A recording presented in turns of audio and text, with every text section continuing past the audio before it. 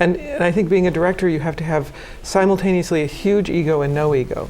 So the huge ego is the audacity to say that what delights me and tickles me will delight other people. And if I lose touch with that delight, then I have lost. And if I'm making decisions for the wrong reasons, which is second guessing what either a producer or even a playwright or an audience is going to think, I've lost my way. God forbid. Anne Bogart is arguably one of the most influential theatre directors of the 21st century. And use their very daggers that they have done it. Who dares receive another, as we shall make our griefs and clamour roar upon his death. With a dedication to experimentation in the theatre, Bogart has brought her unconventional and often controversial methods into use as she tries to release American theatre from its slavish devotion to realism. One way in particular that she does this is through the de- and reconstruction of established texts. She takes a well-known narrative, such as Macbeth, which you are seeing right now in this case, Tomorrow and tomorrow. And completely changes it from what audiences traditionally know about the text and performance itself. For example, in this rendition of Shakespeare's briefest and most magnetic tragedy, Bogart devised and co-directed with sound designer Darren L. West, she took the events between Macbeth killing Duncan and finally killing his friend Banquo and made it into a study of how a best friendship can turn into a killing. Conceived as a play within a radio play within a play, Radio Macbeth takes place late at night in the guts of an abandoned theatre where actors gather together to rehearse. A lot of the original text is cut, leaving much room for play within the themes of the text. Darkness plays tricks on the actors' minds, making the imagination churn. They cling to the sanity of the words as the chaos of history becomes undeniably present in the room. You are transported to both past and future. Past in terms of juice, in terms of life, in terms of energy, and future in terms of optimism. And so in some ways, and I also feel that in terms of directing, as much as I study and try to be a better director all the time and look at things and read and compare and think, sometimes I think my directing hasn't changed at all from when I was 15 and did my first production, which was The Bald Soprano.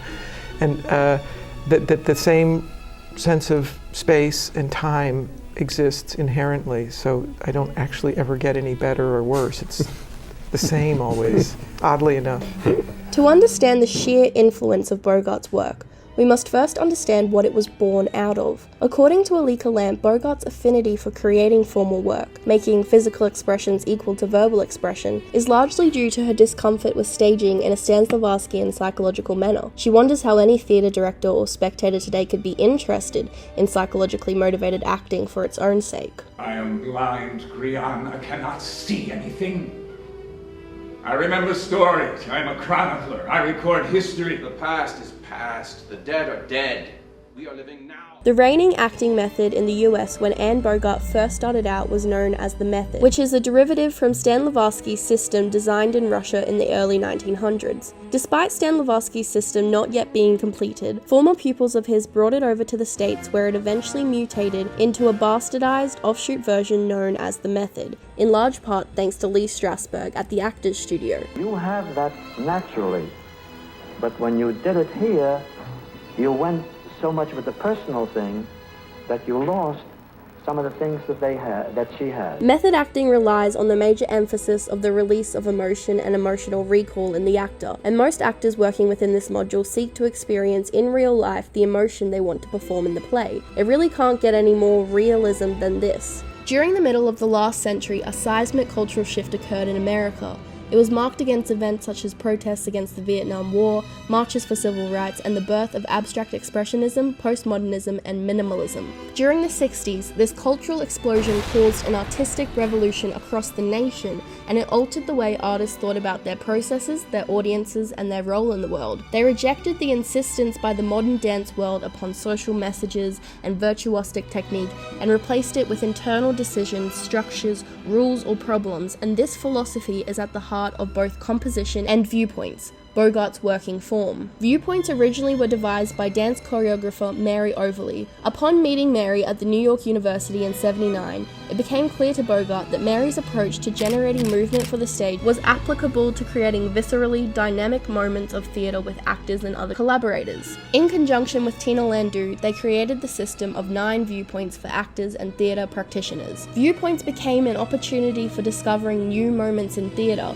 By working with notions such as time, space, and kinesthetic response, a visceral and dynamic approach became accessible to actors that didn't lock them into a strict process but encouraged exploration, risk-taking, and bolder choices. It was in 1992 that City, Bogart's theatre company in New York, was founded with Tadashi Suzuki and a group of like-minded artists to redefine and revitalize contemporary theatre in the United States through an emphasis on international cultural exchange and collaboration. It is through the dialogue between both Viewpoints and the Suzuki method, 2 very distinct yet complementary approaches to the craft of acting, that the philosophy and technique of City Company is continually explored, revitalized, and articulated. To create an atmosphere in a room where everybody feels heard means you have to listen.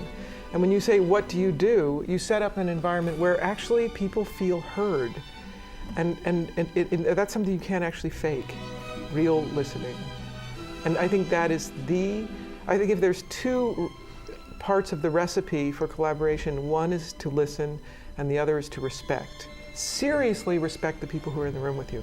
Not pretend to, but find a way that you actually respect them. Bogart is big on collaboration with her actors, and I could go on for hours about her processes and how her innovative philosophy bleeds into everything she does, and how she creates some of the most invigorating moments on stage we have seen in contemporary American theatre, but I won't bog you down with the details. I will, however, leave you with some notable pieces. To name a few, Trojan Women, American Document, Antigone, The Bacchanal, and Hotel Cassiopeia are all odes to her inspiring body of work. It has been argued by critics and theorists alike that Bogart is the most important acting and directing theorist since Stanislavski and Brecht. Whether you agree with this statement or not, her commitment to cultural innovation, fostering intercultural theatre connections, and significant contributions to acting theory in contemporary American theatre have made strides in how we view and interpret acting, directing, and staging as a craft. If you take anything away from this presentation, I hope that it is that you should never be afraid to venture outside of the box.